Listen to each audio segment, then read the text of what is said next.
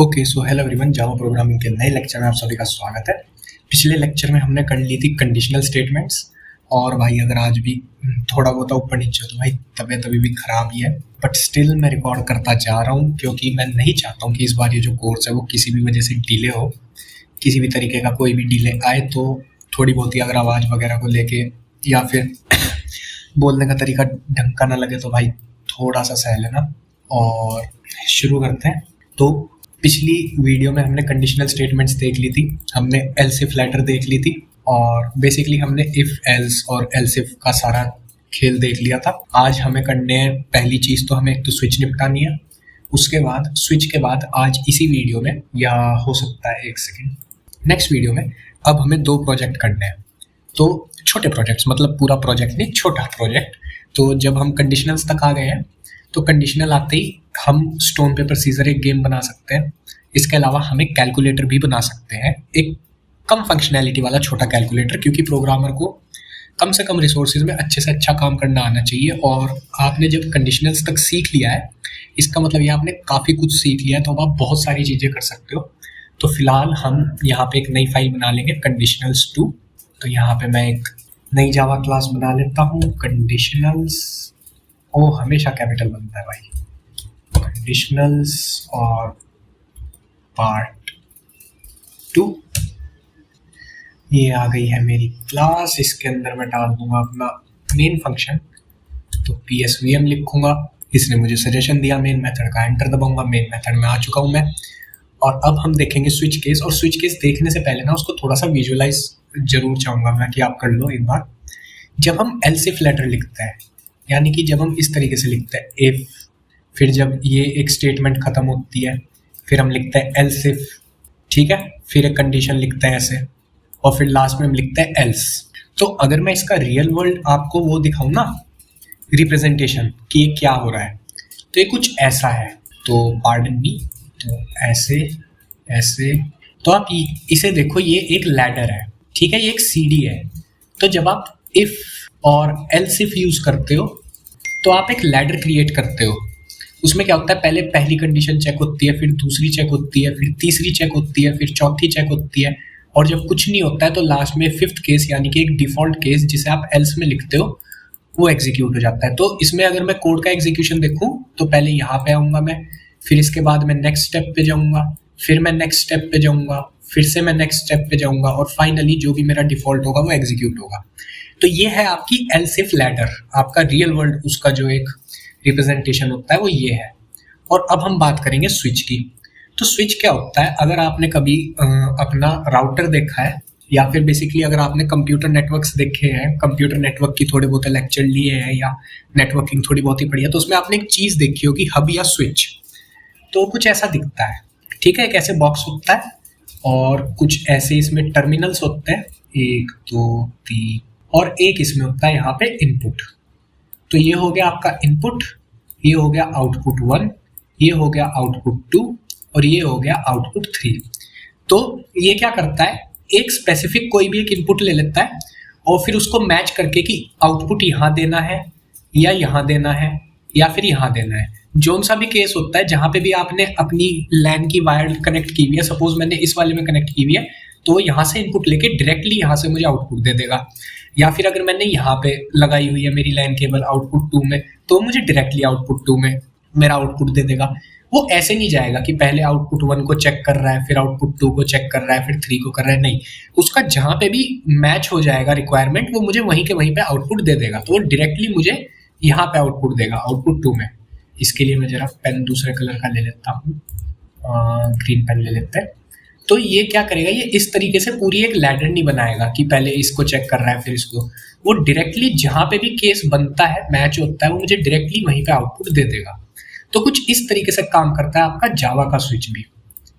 तो एक बार जरा हम इसको हटा लेते हैं। अगर हम जावा में अपने स्विच को बना के देखें तो ये तो हो जाएगा मेरा स्टार्ट, ठीक है। फिर स्टार्ट होते ही मैं दूंगा एक इनपुट, तो यहाँ पे कुछ भी एक डेटा होगा डी, जो मेरा इनपुट है, ठीक है। फिर यहाँ नीचे आ जाते हैं, यहाँ मेरे पास एक स्विच है, ठीक है, जिसके पास मल्टीपल आउटपुट्स हैं।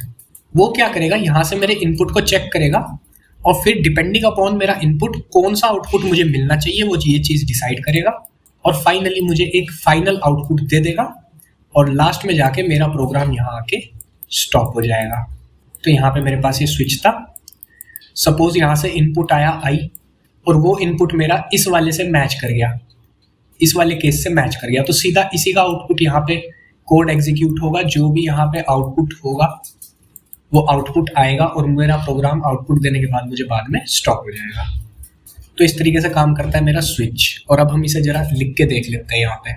लेकिन एक चीज़ और है, एल्स इफ लैडर में आप एक रेंज सिलेक्ट कर सकते हो, लेकिन स्विच क्या होता है, इसमें आपको कुछ एक स्पेसिफिक आउटपुट्स पता होने चाहिए, जो एक स्पेसिफिक आउटकम्स आपका इनपुट जो है वो आपको दे सकता है। जैसे हम यहाँ पे चलो पहले लिख ही लेते हैं, पहले तो साउट करते हैं, एंटर योर एज, साउट कर लेंगे एंटर योर एज। इसके बाद मुझे एक एज वेरिएबल भी चाहिए रहेगा, तो बाइट एज। इसके अलावा अगर मुझे यूज़र से इनपुट लेना है तो मुझे यहाँ पे अपना स्कैनर बनाना पड़ेगा एक, तो यहाँ पे मैं इंपोर्ट कर लूँगा java.util.scanner और फिर यहाँ पे मैं अपना एक स्कैनर बना लूँगा। तो स्कैनर इन इक्वल्स न्यू स्कैनर system.in, तो मेरा स्कैनर भी बन चुका है। इसके बाद मैं यूज़र से उसकी एज को इनपुट ले लूँगा, तो यहाँ पे मैं लिखूँगा age equals in dot next byte. अब मैं यहाँ पे बनाऊँगा अपना स्विच, और स्विच को हम कैसे लिखते हैं, रुक जाओ मैं यहाँ पे स्विच लिखता हूँ या फिर मैं सजेशन वाला दबाता हूँ SWI स्विच। अब यहाँ पे आप देख सकते हो मेरे पास एक पैरेंथेसिस आ चुके हैं। अब इन पैरेंथेसिस में मैं वो वेरिएबल लिखता हूँ जिसके मुझे केस मैच करने हैं। जैसे मैं अपनी एज को मैच करना चाहता हूँ, तो यहाँ पे मैं लिखूंगा स्विच एज, फिर यहाँ पे मैं लगाऊंगा अपने कर्ली ब्रेसेस, एंटर दबाऊंगा। अब मैं स्विच की बॉडी के अंदर हूँ, तो यहाँ इस वाले कर्ली ब्रेसेस से लेके इस वाले कर्ली ब्रेस तक मेरी स्विच की बॉडी है। और अब इस पे मैं अपने लिखूंगा केसेस। तो एक केस मेरा क्या है, यूजर इनपुट करता है 5, और ये डेफिनेटिव केसेस हैं, ध्यान रखना। इसमें मैं एल्स इफ लैडर की तरह अपनी एंड वाली केस नहीं लिख सकता हूँ, वो भी मैं अभी आपको लिख के दिखाऊंगा। तो एक केस है 5, तो अगर यूजर इनपुट करता है 5, तो उस कंडीशन में मैं साउट कर दूंगा यू आर एन इन्फेंट, ठीक है। और इसको लिखने के बाद मैं यहाँ पे ब्रेक लिख दूंगा। अब ब्रेक क्या होता है, ब्रेक होता है एक ऐसी स्टेटमेंट जो आपके प्रोग्राम के एग्जीक्यूशन को रोकती है, ठीक है, उस पर ब्रेक लगाती है। तो ब्रेक का ज़्यादा यूज़ तो लूप्स के साथ में होता है, बट यहाँ पे भी आपको ब्रेक को यूज़ करना पड़ता है, ठीक है।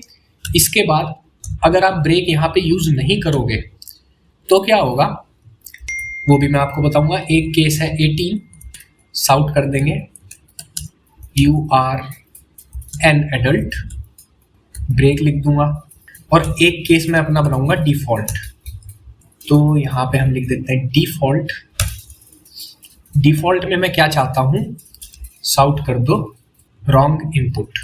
इसका मतलब यह है अगर यूज़र इन दोनों एज के बजाय अगर कोई दूसरी एज इनपुट करता है तो वो रॉन्ग है, और डिफ़ॉल्ट के साथ मुझे ब्रेक लगाने की ज़रूरत नहीं होती है। तो अभी हम यहाँ पे ब्रेक का भी यूज़ देखेंगे क्या हो रहा है, और ये भी देखेंगे कि क्या होगा अगर मैं यहाँ पे अपने लॉजिकल ऑपरेटर्स लगा दूँ, जैसे मैं इफ़ स्टेटमेंट में लगाता हूँ तब क्या होगा, और ये भी हम देखेंगे कि अगर मैं ब्रेक नहीं लगाऊंगा तो क्या होगा। तो अभी मैं इसको रन करता हूँ, तो यहाँ पे मेरे से पूछ रहा है एंटर योर एज, मैं डालता हूँ 5। तो यू आर एन इन्फेंट वाला केस जो है वो मेरा मैच हुआ, इसने मुझे you are an infant print करके दे दिया, और मेरा जो स्विच है वो एग्जिट हो गया। एंटर योर एज में डाल देता हूँ 18, यू आर एन एडल्ट, क्योंकि यू आर एन एडल्ट वाला केस मैच हो गया। लेकिन क्या होगा अगर मैं कोई ऐसा इनपुट डाल दूँ जो आउट ऑफ स्कोप है, यानी कि 5 और 18 के अलावा कोई दूसरी एज डाल दूँ, 13 लिखता हूँ, रॉन्ग इनपुट। तो इस केस में क्योंकि यहाँ पे मेरे पास कोई केस ही नहीं था मैच करने के लिए, तो डिफ़ॉल्ट रन हो गया, ठीक है। अब क्या होगा अगर मैं अपने ब्रेक को कमेंट आउट कर दूँ, मैंने ब्रेक को कमेंट कर दिया, अब रन करते हैं। तो जो मेरा 5 था उसके बाद वाला ब्रेक मैंने कमेंट आउट किया हुआ है, तो यहाँ पे मैं डालता हूँ 5। तो यहाँ पे आप देख सकते हो you are an infant, you are an adult.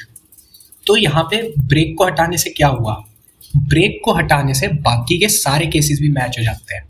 मेरा इंटेंशन तो सिर्फ ये है कि कोई भी एक केस मैच हो, जैसे अगर मैं 5 डालता हूँ तो मैं ये चाहता हूँ कि सिर्फ 5 वाला केस मैच हो और कोई केस मैच ना हो। तो इसी चीज़ को करने के लिए कि हमारा कोई दूसरा केस ना मैच हो जाए इसके बाद, हम ब्रेक स्टेटमेंट का यूज़ करते हैं। अगर हम ब्रेक नहीं लगाएंगे तो क्या होगा, वो सारे केसेस मैच होते चले जाएंगे जिनमें भी ब्रेक स्टेटमेंट नहीं है। अब जैसे यहाँ पे केस 18 के बाद ब्रेक स्टेटमेंट थी, तो पहले 5 वाला मैच हुआ, फिर 18 वाला मैच हुआ और फिर ब्रेक लग गई। लेकिन अगर मैं इस वाली ब्रेक को भी कमेंट आउट कर दूं तो मेरा डिफॉल्ट भी प्रिंट हो जाएगा। तो अब अगर मैं इसको दोबारा रन करूं, एंटर योर एज में यहाँ पे डाल देता हूँ फिर से 5, तो यहाँ पे आप देख सकते हो रॉन्ग इनपुट भी मैच हो गया। तो ये काम होता है मेरे ब्रेक का। ब्रेक क्या करता है, अनवांटेड केसेस को मैच होने से प्रिवेंट करता है। और डिफॉल्ट का क्या है, डिफॉल्ट तो मैच होना ही होना है। अगर कोई भी केस मेरा मैच नहीं हो रहा है तो डिफॉल्ट को तो मुझे मैच करना ही है, इसलिए मैं डिफॉल्ट डालता हूँ। इसलिए मैं यहाँ पे ब्रेक भी नहीं लगाता हूँ, क्योंकि डिफॉल्ट मैच होने के बाद मेरा स्विच ऑटोमेटिकली एग्जिट हो जाता है। तो ये होता है मेरा स्विच केस। तो स्विच केस हम यूज़ कहाँ कहाँ करते हैं, जैसे सपोज आप कोई गेम बना रहे हो और उसमें WASD, आपको पता है ये 4 कीज़ का इनपुट आएगा। अगर कोई PC गेमिंग करता है तो उसे पता है कि हम कैरेक्टर को आगे पीछे लेफ्ट राइट जाने के लिए WASD का यूज़ करते हैं। तो वहाँ पे मैं जानता हूँ या तो W इनपुट आएगा, या S आएगा, या A आएगा, या D आएगा। तो इसलिए मैं स्विच केस का यूज़ करता हूँ, जिसमें मैं मैप कर देता हूँ अपने एक केस में बना देता हूँ W का, एक बना देता हूँ A का, एक बना देता हूँ S का और एक बना देता हूँ D का, और उसमें मैं अपना जो भी कोड एग्जीक्यूट होना है वो लिख देता हूँ। तो इस तरीके से हम यहाँ पे स्विचेस का यूज़ करते हैं। और अब जब हमने स्विच को भी यूज़ करना सीख लिया है, अब हम इसी वीडियो में सबसे पहले तो बनाएंगे अपना स्टोन पेपर सीजर वाला गेम। तो भाई अब अगर आप ये सोच रहे हो कि हम एक गेम कैसे बना रहे हैं, हमने ग्राफिक्स का तो कुछ भी यूज़ नहीं किया है, तो भाई गेम आप ग्राफिक्स के साथ भी बना सकते हो, अब ग्राफिक्स के बिना कमांड लाइन में भी गेम बना सकते हो। और वही अभी हम देखने वाले हैं कैसे बनाएंगे। तो फिलहाल ये वाला कोड तो मैं हटा लेता हूँ। इसके अलावा मुझे एक और फंक्शन चाहिए रहे होगा, मतलब एक क्लास चाहिए रही होगी, मैं उसे इंपोर्ट करूँगा java.util.random।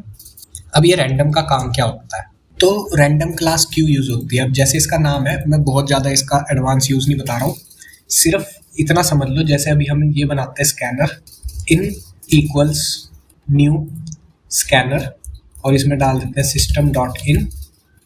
तो ये क्या करता है, मेरे लिए एक स्कैनर बना देता है जिससे मैं इनपुट ले सकता हूँ, ठीक है। तो उसी तरीके से मैं यहाँ पे लिखूँगा random rand equals new random. तो अब ये क्या है, ये क्या है, जैसे मेरा जो इन है ये एक स्कैनर है जो मैं यूज़र से इनपुट स्कैन करने के लिए यूज़ करता हूँ। ऐसे ही अब मैं रैंड का यूज़ कर सकता हूँ कुछ रैंडम चीज़ें जनरेट करने के लिए। रैंडम का क्या मतलब होता है, कुछ भी हो सकता है। जैसे हम बोलते हैं guess a number between 1 to 10, तो हम यूज़र से क्या कहना चाह रहे हैं, बस एक रैंडम नंबर सोच लो और मुझे वो बता दो। तो रैंडम नंबर हम जनरेट करने के लिए यूज़ करेंगे। तो मैं अगर यहाँ पे लिखूँ int a equals to rand dot next int, तो अब ये क्या करेगा, a में एक रैंडम इंटीजर लाके स्टोर कर देगा। तो अगर मैं यहाँ पे साउट करूँ a को, तो कुछ भी एक रैंडम इंटीजर आ जाएगा। तो अगर मैं इसको रन करता हूँ तो यहाँ पे आप देख सकते हो इसने मुझे कुछ एक रैंडम इंटीजर दे दिया। लेकिन अगर यहाँ पे मैं लिख देता हूँ 3, तो अब क्या हो गया, ये बाउंड हो गया। तो अब ये 0 से 3 के बीच में मुझे कोई भी एक रैंडम नंबर देगा। तो यहाँ पे आप देख सकते हो इसने मुझे 1 दिया। फिर से अगर मैं रन करता हूँ तो इसने मुझे 2 दिया। फिर से अगर मैं रन करता हूँ इसने मुझे फिर से 1 दिया। अगेन रन करता हूँ तो इसने मुझे 2 दिया। अगर मैं यहाँ पे 4 कर देता हूँ, 1 आया, 2 आया, फिर से 2 आया, 3 नहीं आने का क्या है, और 3 भी आ गया और 0 आ गया।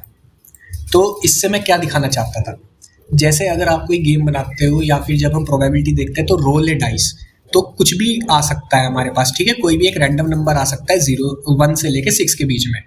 तो जैसे मैं यहाँ पे लिखता हूँ रैंड डॉट नेक्स्ट इंट और बाउंड कर देता हूँ उसे 4 से, इसका मतलब ये 0 से 4 के बीच में कोई भी एक रैंडम नंबर आ सकता है। तो अब अगर मैं स्टोन पेपर सीजर के हिसाब से देखूँ तो मेरे पास 3 चीज़ें होती है, एक होता है स्टोन, एक होता है पेपर और एक होता है सीजर। तो मुझे 3 चाहिए। अब ये मुझे आउटपुट जो देगा वो 0 से उस नंबर तक देगा। तो यहाँ पे जैसे ही मैं लिख दूंगा 3, तो अब इसकी अपर बाउंड हो चुकी है 3 सॉरी। और अपर बाउंड जो होती है हमेशा एक्सक्लूसिव होती है, तो 3 एक्सक्लूसिव है। तो मुझे यहाँ पे जो रिजल्ट्स मिलेंगे वो मिलेंगे 0, 1 और 2। तो अब क्या होगा, ये मुझे 0 से लेके 2 के बीच में कोई भी रैंडम नंबर देने लग जाएगा। ठीक है, तो ये तो हो गया मेरा कंप्यूटर। तो इसको मैं डाल देता हूँ कंप्यूटर, या फिर मैं इसको डाल देता हूँ, चलो कंप्यूटर ही डाल देते हैं। ठीक है, तो ये है मेरे कंप्यूटर की चॉइस। ठीक है, और इसके बाद मैं साउट करूँगा यूज़र को, चूज योर इनपुट। ठीक है, और इसमें ही हम \n डालते चले जाएंगे, \n न्यू लाइन्स के लिए, 1 for stone, \n 2 for paper, \n 3 for scissor.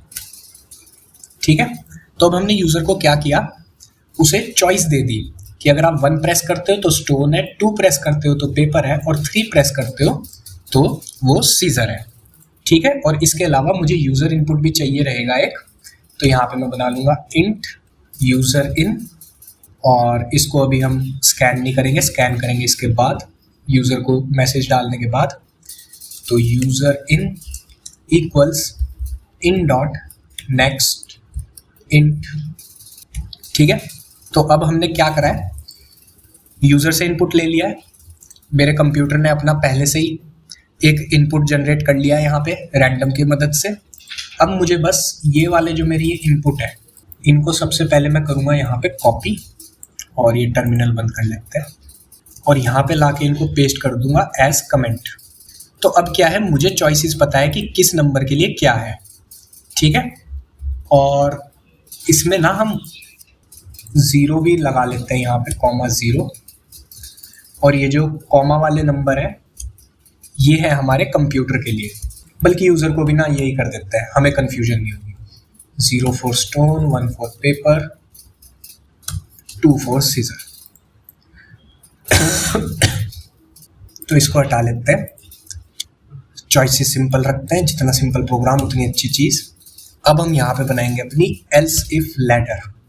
तो अब मैं यहाँ पे अपने सारे केसेस बनाऊंगा। If comp equals 0 and user in equals 0, तो उस केस में क्या होगा, मैं साउट कर दूंगा ड्रॉ। क्यों? क्योंकि अगर कंप्यूटर और यूजर दोनों सेम इनपुट डालते हैं तो क्या होता है, मैच ड्रॉ हो जाता है। ठीक है, और हम यूज साउट एक और चीज कर देंगे, इसके बाद ही कर देंगे साउट कंप्यूटर या कंप्यूटर्स चॉइस, कि कंप्यूटर ने क्या चूज करा है, 0, 1, 2, ताकि यूजर को पता रहे कि कंप्यूटर ने भी क्या चूज करा है। तो एक इवन फेयर जिसे कहते हैं वो चीज़ रहेगी, तो फेयर रहेगा। तो अब मैं इसको Ctrl+D कर लूँगा, फिर से Ctrl+D कर लूँगा, और बल्कि Ctrl+D नहीं करूँगा, यहाँ पे और का यूज़ करूँगा। तो और Ctrl+C, Ctrl+V। तो अगर या तो कंप्यूटर 1 कर ले और यूज़र भी 1 कर ले तो भी ड्रॉ हो जाएगा, या फिर ड्रॉ का एक और केस है, यहाँ पे मैं और यूज़ करूँगा, अगर मेरा कंप्यूटर और यूज़र दोनों 2 इनपुट ले लें। तो इन सारे केसेस में क्या होगा, मैच मेरा ड्रॉ हो जाएगा। एल्स इफ, अब मैं सारे वो केसेस लूँगा जिसमें मेरा यूज़र जीत सकता है।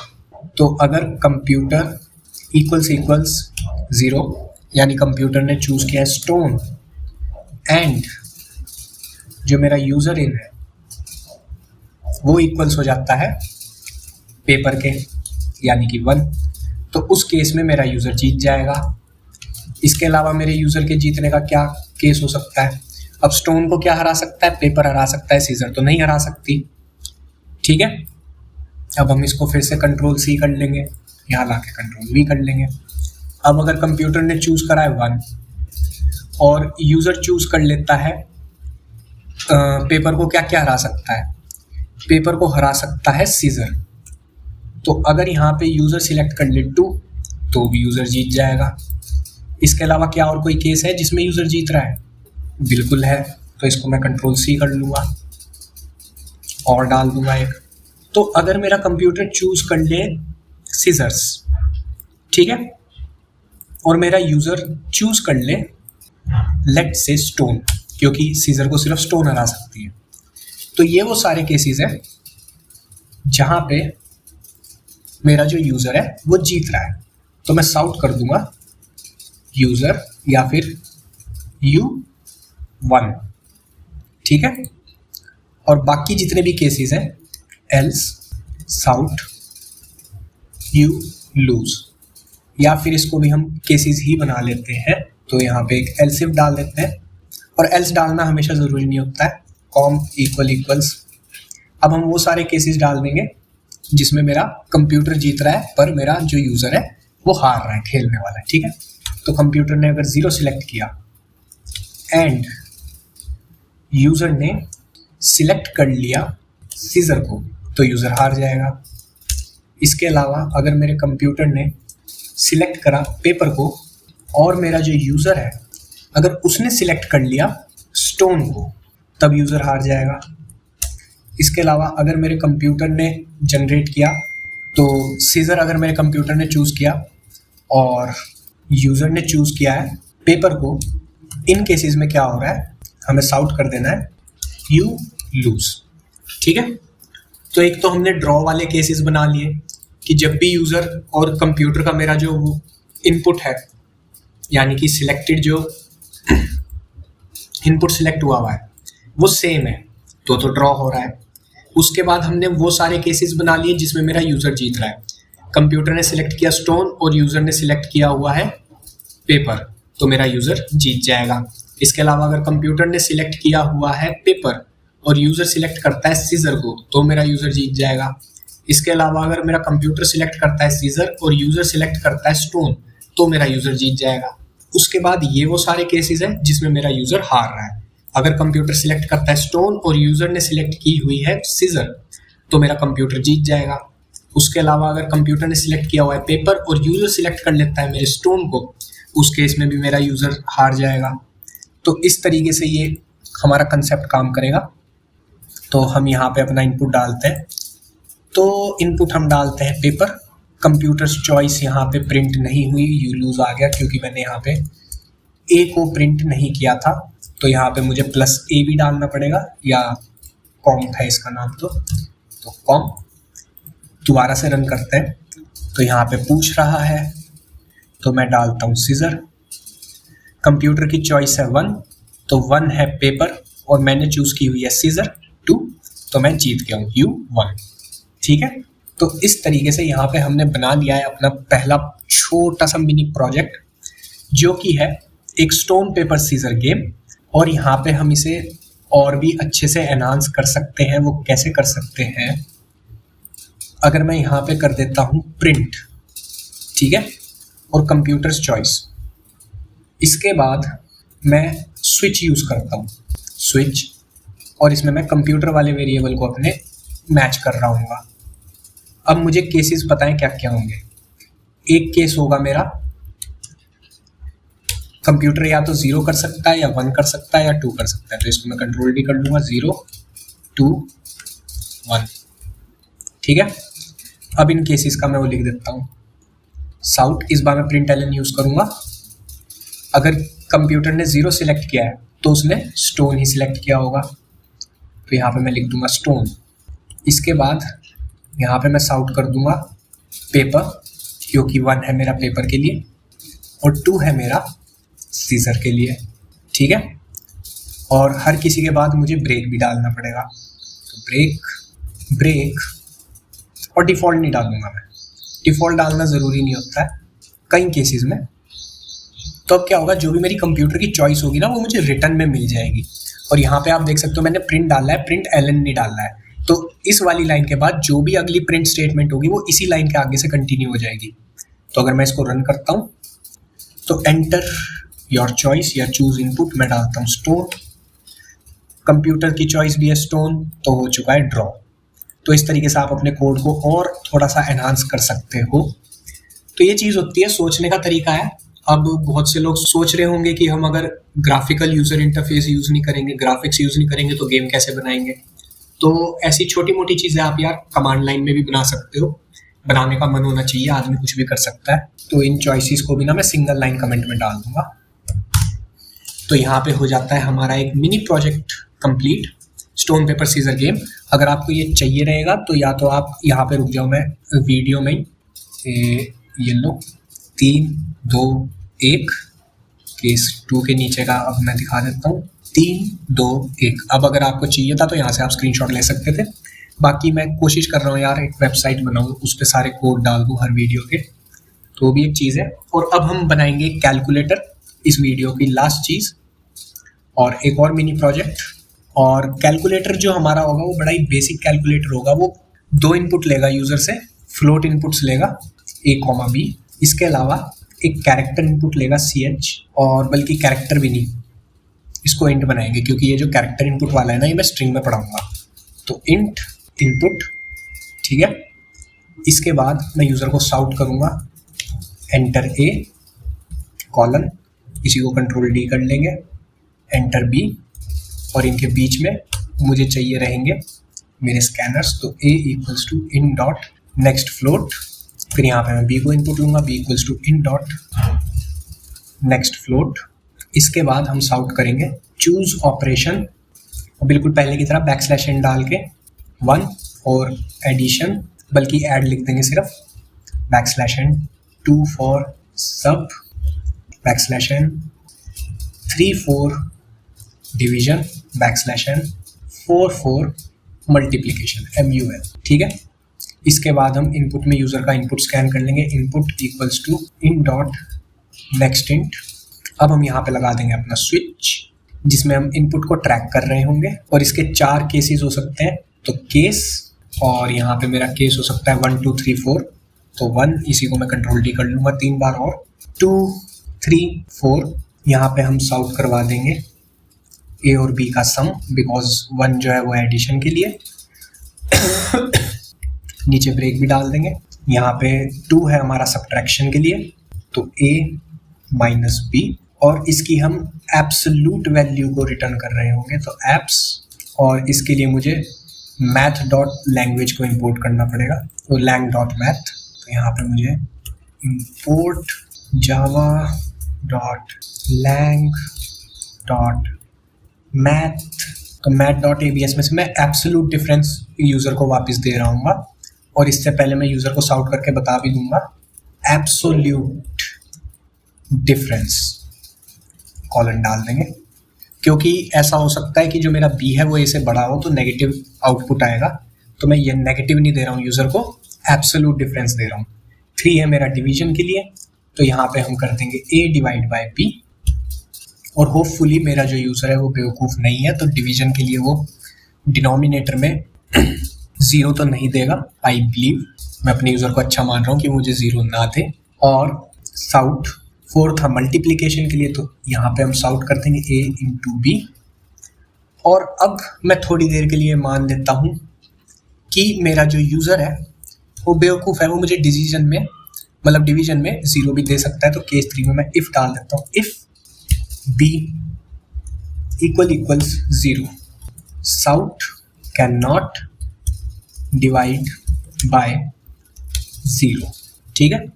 और इसको मैं डाल दूंगा एल्स ब्लॉक में, ठीक है। तो थोड़ी देर के लिए मैंने मान लिया कि यूज़र जो है वो बेवकूफ़ है, वो मुझे 0 भी दे सकता है। तो B जो है मेरा 0 नहीं होना चाहिए, डिनोमिनेटर 0 नहीं होना चाहिए, न्यूमिनेटर 0 फर्क नहीं पड़ता। तो अब हम इसको रन करते हैं, और इसमें एक गलती है कहीं, यहाँ पे एक गलती है छोटी सी, मुझे यहाँ पे प्लस भी डालना है, तो प्लस, एरर हट गया है। अब हम रन करते हैं फिर से अपने प्रोग्राम को, enter A5 enter B6, choose input, मैं चूज करता हूँ लेट्स से सब्ट्रैक्शन को, एब्सोल्यूट डिफरेंस आया है 1, और इसने मुझे लास्ट में 0.83333 क्यों दिया है। ओके, तो ये मेरी ब्रेक स्टेटमेंट की वजह से हुआ है। ये ब्रेक स्टेटमेंट जो है वो मेरी एल्स के अंदर होनी चाहिए।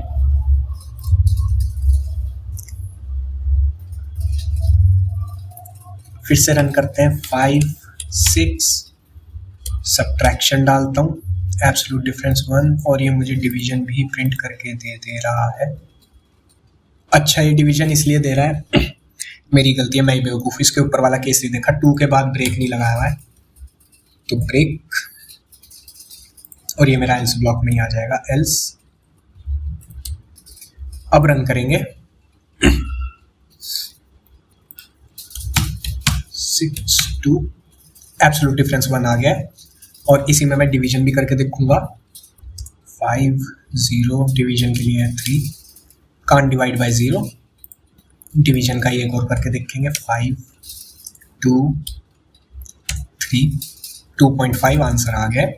ओके, तो यहाँ पे हमारा जो कैलकुलेटर है वो भी सक्सेसफुली रन कर रहा है। बस इसमें अभी दिक्कत क्या है, आपको इसे हर बार रीरन करना पड़ रहा है, लेकिन वो चीज़ हम अगले लेक्चर जैसे ही हम कर लेंगे, उसके बाद आप इस चीज़ को हटाने के खुद से केपेबल हो जाओगे कि कैसे मेरा जो कैलकुलेटर है वो एक ही बारी में बस इनपुट लेता चला जाए और यूज़र को आउटपुट देता चला जाए।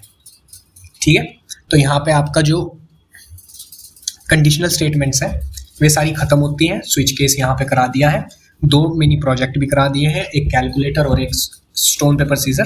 अर्ली डेज में ये बहुत अच्छे दोनों चीज़ें हैं, अगर आप ये दोनों चीज़ें कर पा रहे हो, समझ पा रहे हो बेसिकली कोड में क्या लिखा हुआ है, लॉजिक क्या है, तो बहुत अच्छी बात है, आप बिल्कुल सही ट्रैक पे हो। बाकी मैं हर वीडियो के बीच में 2 से 3 दिन का गैप इसलिए देता हूँ कि आप हर लेक्चर को देखो और अगले दिन 15-20 मिनट कुछ ना कुछ रीड करो उसके बारे में, थोड़े नए फंक्शंस देख लो, थोड़ी नई चीज़ें देख लो उसी में कि कंट्रोल फ्लो में और नया क्या हो सकता है, एल्स इफ एल्स में जो मेरे से या तो छूट गया हो यहाँ पे या कोई और चीज़ रही हो, तो इसको थोड़ा सा जांच पड़ताल करा करो और थोड़ा सा खुद कोड लिखो। ठीक है, अलग अलग कंडीशन खुद से, चाहे उस कंडीशन का कोई मतलब भी ना बैठ रहा हो, फिर भी वो कंडीशन बनाओ, उसे रन करके देखो। ठीक है, तो फिलहाल आज की इस वीडियो में इतना ही, मिलूंगा आपसे नेक्स्ट लेक्चर में। Till then take care.